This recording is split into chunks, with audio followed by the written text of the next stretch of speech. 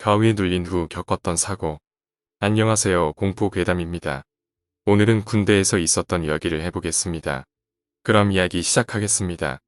군 복무하던 시절, 하사였을 때 이야기입니다.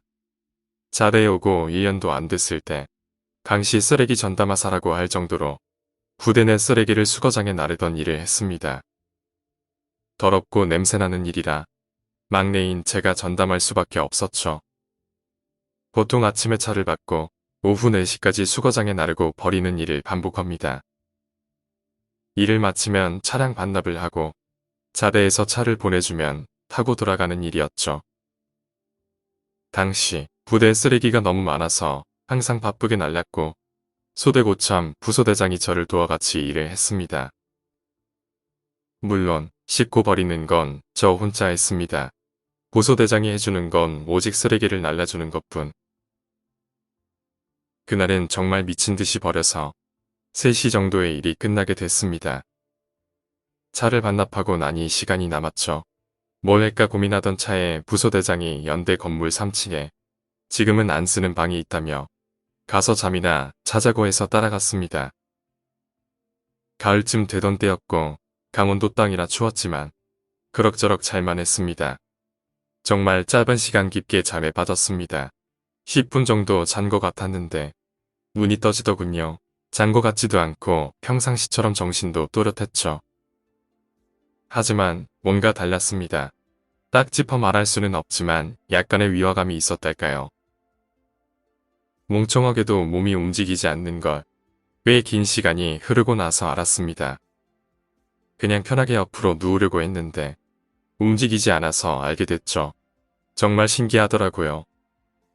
가위는 처음 눌려본 거라 몸이 움직이지 않으니 이게 가위구나 하면서 실없는 생각을 하고 있었습니다.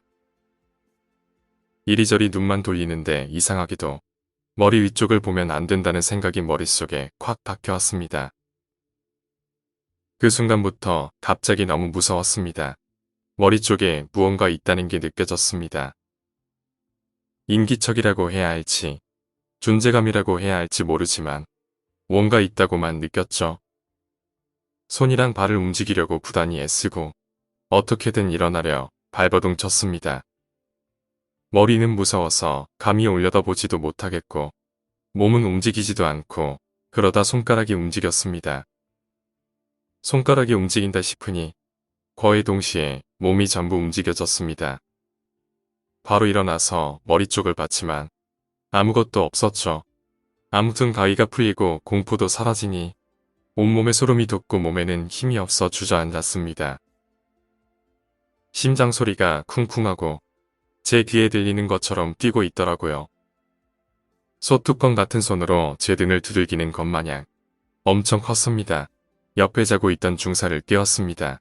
저 가위에 눌렸습니다. 라고 말하니 별 대수롭지 않게 가위에 그냥 다시 자 라고 하더라고요. 그렇게 전 다시 잤습니다. 머리 위에 뭔가 나오지 않을까 마음 졸이면서요. 지금 생각해도 뜬금없지만 다시 잤습니다. 그때 그 가위는 왜 눌린 거고 왜 위를 쳐다보지 못했을까요? 그날 저와 같이 잔 중사는 그 주에 휴가를 갔고 휴가 당일 저녁에 중대 카톡으로 메시지가 왔습니다. 손 중사가 교통사고로 차 유리를 뚫고 나갔고 머리를 박고 출혈이 있는데 굉장히 심각한 상황입니다.